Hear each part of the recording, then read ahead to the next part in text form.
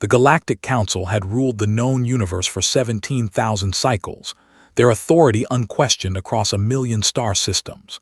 Among the Council's most formidable members were the Draken, beings of immense power, their scaled forms capable of surviving in the vacuum of space, their lifespans measured in millennia. To the younger races, they were living gods. To humanity, they were simply another species to coexist with, though humans had learned to tread carefully in their presence. Jackson Torres had never expected to encounter a Draken, much less befriend one. He was a maintenance engineer on Station Kepler 442, a modest trading outpost that orbited a gas giant on the fringe of Council space. His days were spent repairing broken gravity regulators, patching hull breaches, and keeping the station's aging infrastructure from falling apart. It wasn't glamorous work, but Jackson took pride in it. Every bolt tightened, every circuit soldered, it all mattered. The Draken delegation arrived without fanfare on a cold morning in the station's artificial cycle. Jackson was elbow-deep in a malfunctioning water reclamation unit when the announcement came over the intercom. The station administrator's voice trembled with barely concealed panic as she instructed all personnel to remain calm and avoid the eastern docking bay. Jackson wiped his hands on his coveralls and made his way to the observation deck, curiosity getting the better of him. Through the reinforced windows, he watched as a sleek vessel, its hull shimmering with an iridescence that seemed to shift between colors, docked with practiced precision. When the airlock cycled open, 3 Draken emerged. They were magnificent and terrifying in equal measure. Their scales caught the station's lights like polished gemstones, deep emerald, sapphire, and amethyst. They moved with fluid grace despite their size, each standing nearly 3 meters tall. Station personnel scattered before them like leaves before a storm. But it was the small one that caught Jackson's attention. Trailing behind the adults was a juvenile Draken, no larger than a human child. Its scales were a softer shade of copper gold, not yet hardened into the impenetrable armor of adulthood. While the adult Draken conducted their business with the station administrator, something about fuel reserves and trade agreements, the young one wandered, wide-eyed and curious, into the common areas. Jackson encountered the Dragonling in Corridor 7B, near the recreational facilities. The young Draken was hunched over something, its delicate claws working frantically at an object Jackson couldn't quite see. As he approached, he heard a sound that surprised him, a soft, distressed chirping. "Hey there," Jackson said gently, keeping his distance. "You okay?" The Dragonling's head snapped up, luminous amber eyes fixing on him. For a moment Jackson thought it might flee or worse, call for its guardians. Instead, the young Draken held up the object, a mechanical toy, intricate and beautiful but clearly broken. One of its crystalline wings had snapped off, and its internal gears were jammed. "Broken," the Dragonling said in halting standard. Its voice was surprisingly melodic, touched with the harmonic undertones characteristic of Draken speech. "Father gift. Important." Jackson knelt down, bringing himself to the Dragonling's eye level. "May I see it?" Hesitantly, the young Draken, who later told him her name was Orla, placed the toy in his hands. It was a miniature starship, crafted from materials Jackson didn't recognize. The workmanship was extraordinary, far beyond anything human technology could produce. But a broken toy was a broken toy, and Jackson had been fixing things his entire life. "I think I can help," he said. "Come with me to my workshop." Orla's eyes brightened, and she chirped an affirmative. The workshop was Jackson's sanctuary, a cluttered space filled with tools, spare parts, and half-finished projects. Orla explored with cautious wonder, her claws clicking softly against the metal floor as she examined everything with the innocent curiosity of youth. Jackson cleared a workspace and set the toy down under a magnification lamp. The crystalline wing was the first challenge. He didn't have the exotic materials needed for a perfect repair, but he had something else: creativity. Using a transparent polymer compound and a fragment of synthetic diamond, he carefully reconstructed the wing. It wouldn't be identical, but it would be functional and beautiful in its own way. The internal mechanism was trickier. The gears were made from a metal that seemed to resonate at specific frequencies. Jackson spent an hour carefully realigning them, using harmonic tuners usually reserved for communication arrays. Throughout the process, Orla watched in fascination, asking questions in her careful standard. "Why you help?" she asked at one point. "I am Draken, you are human, we are not equals." Jackson paused in his work, looking at the young being before him. "Where I come from, we don't think about things that way. Something's broken, you fix it. Someone needs help, you help them. Doesn't matter who they are."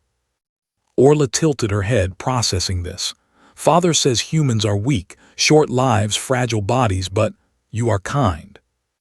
Being strong isn't just about how long you live or how tough your scales are," Jackson replied, returning to his work. "Sometimes it's about choosing to be kind when you don't have to be." When he finally activated the repaired toy, it hummed to life with a soft glow. The wings spread, and the miniature ship rose into the air, circling the workshop in a graceful arc. Orla's joy was palpable. She chirped and trilled, her whole body vibrating with happiness. But that was just the beginning. Over the 3 days the Draken delegation remained on the station, Orla kept returning to Jackson's workshop. She brought other broken things. A data crystal her father had said was beyond recovery, a ceremonial ornament damaged during travel, even a portable environmental field generator that had stopped working. Jackson fixed them all, and with each repair, he taught Orla something. He showed her how to identify the source of a problem, how to think systematically about solutions, how to use the tools at hand creatively. But more importantly, he taught her by example that every problem was solvable if you approached it with patience and ingenuity. "In the Draken Empire, if something breaks, we replace it," Orla told him on the final day. "We have resources unlimited, but you make old things new again.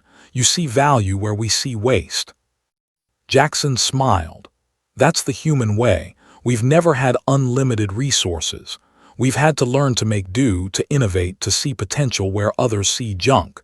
Maybe that's not such a bad thing." When the Draken delegation prepared to depart, Orla's guardians came to collect her. One of them, her father, Jackson assumed, regarded him with eyes that burned like dying stars. The massive Draken said nothing, but there was something in his gaze that might have been respect, or perhaps merely curiosity about the human who had occupied so much of his daughter's time. Orla embraced Jackson in the manner of her people, wrapping her tail gently around his leg. "Thank you, Jackson Tors, I will remember." Then they were gone, and Jackson returned to his ordinary life of maintenance and repairs. 47 years passed. Jackson grew older, his hair turning silver, his hands developing the tremor that came with age. He retired from active station duty but remained as a consultant, unable to fully leave the work he loved.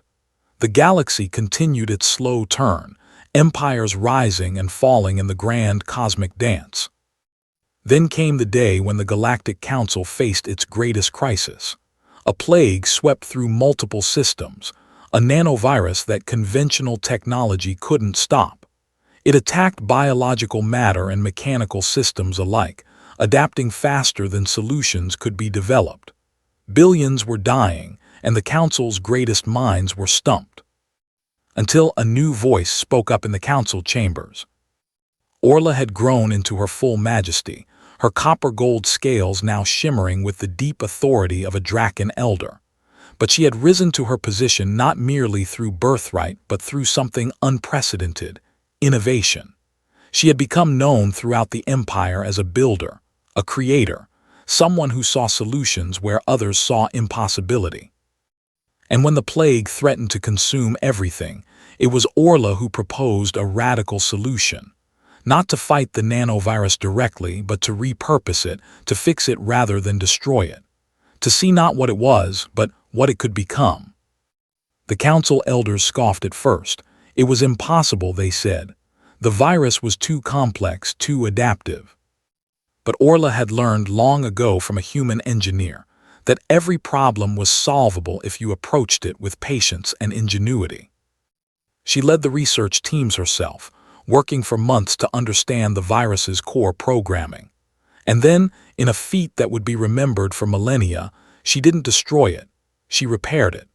She transformed a weapon of death into a tool for healing, a nanoswarm that now sought out and eliminated disease rather than causing it. Billions of lives were saved.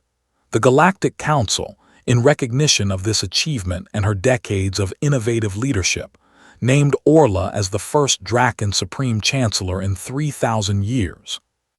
During her coronation ceremony, broadcast across 1,000,000 worlds, Orla spoke of the philosophy that had guided her. She told the assembled masses about seeing value where others saw waste, about fixing rather than replacing, about the power of ingenuity over brute force. And she told them about a human engineer on a forgotten station who had once fixed a broken toy for a lonely Dragonling. On station Kepler 442, Jackson Torres watched the broadcast from his small apartment, tears streaming down his weathered face. He had never sought recognition, had never imagined that those few days spent with a curious young alien would ripple across time and space in such a profound way. But as Orla concluded her speech by stating that her first decree as Chancellor would be to establish the Torres Initiative, a galaxy-wide program to teach repair, restoration, and sustainable innovation to all species, Jackson understood something fundamental about the human spirit. Humanity might not live as long as the Draken. They might not be as strong, as powerful, or as ancient. But they had something equally valuable: the ability to see potential in broken things, to believe that what was damaged could be made whole again, to know that every problem had a solution if you cared enough to find it. Jackson had fixed a young Dragonling's broken playthings, never knowing he was shaping the mind of a future king. But in doing so, he had proven what humanity had always known, that the greatest power in the universe wasn't the ability to destroy or dominate, but the wisdom to repair, restore, and make things better than they were before. And that was the most human thing of all.